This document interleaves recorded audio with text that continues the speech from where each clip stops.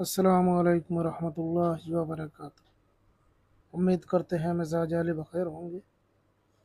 आज का अमल, आज का वजीफ़ा मोहब्बत का लाजवाब और ज़बरदस्त अमल है और लाजवाब वजीफ़ा है।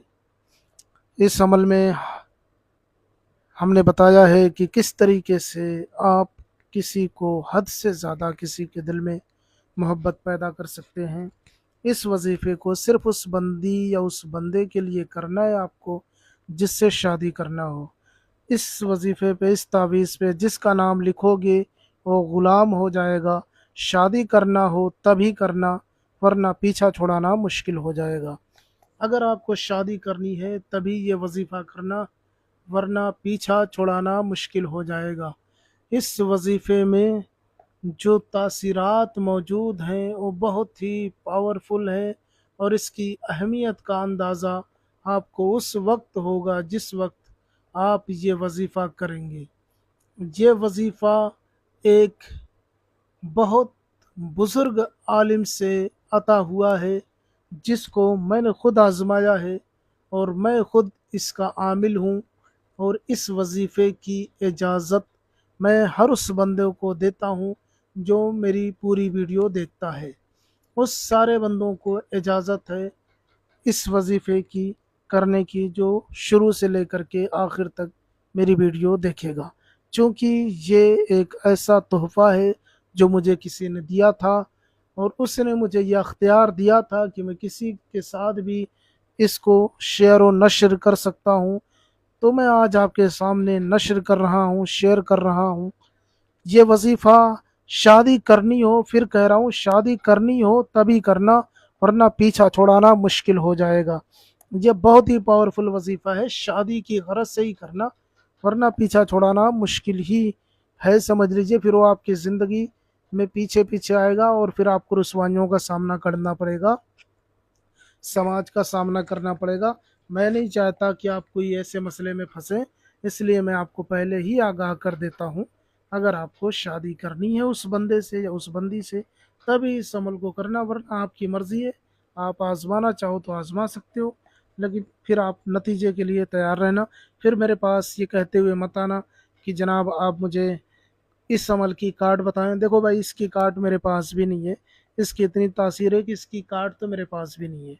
तो सोच समझ कर करना, मोहब्बत इतनी पैदा होगी कि बर्दाश्त से बाहर होगी। जिसके लिए करना, शादी के लिए ही करना। अगर कोई लड़की किसी लड़के को पसंद करती है तो लड़के के लिए करे, मगर शादी के लिए करे। कोई लड़का किसी लड़की को पसंद करता है तो शादी के लिए करे। मेरी तरफ से हर किसी को इजाज़त है, वो चाहे शादी करना चाहे ना करना चाहे, उसकी अपनी मर्ज़ी है। ये अमल एजुकेशनल पर्पस के लिए मैं यूट्यूब पे अपलोड करता हूँ, ताकि वो किताबों के जो खंडर हैं, उस किताबों से जो नगीने मिलते हैं, मैं यूट्यूब तक आप लोगों तक पहुँचा देता हूँ। किताबों के खंडर से निकाल निकाल के, ताकि आप इससे इस्तेफ़ादा भी करें और सीखें भी, इल्म भी हासिल करें, चूँकि इल्म का पहुँचाना सवाब जारिया है। इल्म इल्म होता है, वो कोई भी इल्म हो। तो आइए जान लेते हैं कि इस वजीफ़े को करना कैसे है। इसको करने के लिए आपको कुछ नहीं करना, बिल्कुल। इसमें आप चाहे साफ पाक रहें ना रहें, नजासत की हालत में हो, तब भी इस अमल को कर सकते हैं। बाज़ औक़ात मोहतरमा औरतें मस्तूरात और ये पूछती रहती हैं कि क्या हम नजासत की हालत में भी इसे कर सकते हैं कि नहीं कर सकते। तो इस वजीफ़े को आप किसी भी हालत में कर सकते हैं। करने का तरीका बिल्कुल आसान है, जैसे कि मैं बताता रहता हूँ। इस नक्श को उतारना है आपको सादे कागज़ पे, बिल्कुल सादा कागज़, कोई लकीर या लिखावट नहीं होनी चाहिए। किसी भी पेन से बना लें, किसी भी टाइम बना लें, किसी भी दिन बना लें। सबसे पहले आपको इस तरीके से एक बॉक्स बनाना है, उसके बाद में एक लकीर खींचनी है। सबसे पहले आपके 4 खाने दिख रहे हैं, चारों पे जीम लिखा हुआ है। ये जीम मैं हर वीडियो में बताता हूँ, अपने ज़्यादातर वीडियोज़ में, कि हर हर्फ का एक मौकिल होता है। तो ये जीम जो है, इसको सिर्फ जीम ही ना समझें, इसके पीछे बहुत बड़ा राज छुपा हुआ है। जो अमलियात की दुनिया में जो जानते हैं जानते हैं, जो नहीं जानते किसी वीडियो में बयान करूँगा। हर हर्फ का अपना एक मकसद होता है, हर हर्फ का अपना एक असर रखने वाला होता है, हर हर्फ अपना अपनी एक तासीर रखता है। तो ये आपको चारों खानों पे जिम लिखना है। पहले इस खाने पे लिखना है, यहाँ पे इस कोने पे, फिर आपको इस कोने पे जिम लिखना है, फिर इस कोने पे जिम लिखना है, फिर आपको इस कोने पे जिम लिखना है। ठीक है, उसके बाद ये जो लकीर आपने खींची हुई है इसके ऊपर आयन लिखना है, फिर ये बे लिखा हुआ है, फिर ये फे लिखा हुआ है, ये ऊपर नुक्ता लगा हुआ है।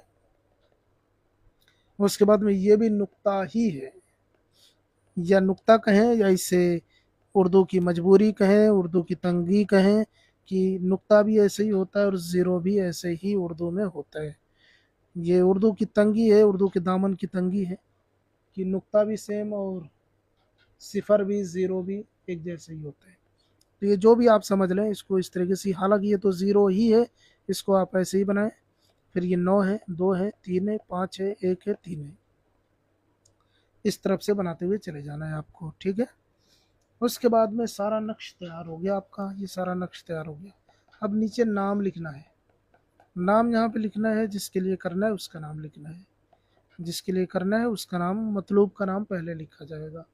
यहाँ पे उसका नाम लिखें, हिंदी में भी लिख सकते हैं, उर्दू में लिख सकते हैं, जो ज़ुबान जिधर से लिखी जाती है उधर से लिखें। हिंदी अंग्रेज़ी इधर से लिखी जाती है तो पहले इधर मतलूब का नाम लिखेंगे जिसके लिए करना है, और उर्दू में लिखेंगे तो इधर से सबसे पहले नाम लिखेंगे जिसके लिए करना है। ठीक है, जिधर से भी करें पहले उसका नाम लिखें, अगर लड़का है तो बिन लगाएं, लड़की है तो बिन ते लगा के उसकी माँ का नाम लिखें, फिर लिखें अलाहुब, लाम ये खड़ा, अलाहुब है, बड़ा है बे, अलाहुब। और अलाहुब जो है आप हिंदी में भी लिख सकते हैं, आला नाम लिखने के बाद में अलाहुब लिखेंगे, उसके बाद में करने वाला अपना नाम लिखेगा, लड़का है तो बिन लगाए, लड़की है तो बिनते लगा के अपनी माँ का नाम लिख लेगा। ठीक है, इस तरीके से नक्श तैयार हो जाएगा। अब इसका करना क्या है, अब इसको फोल्ड करना है आपको। फोल्ड करने के बाद में पॉलीथीन लपेटनी है या मोम जामा कर लेना। मोम जामा मैं बताता रहता हूँ कि इसके ऊपर शहद के छत्ते से जो मोम निकलता है उसको लगा देना चारों तरफ से।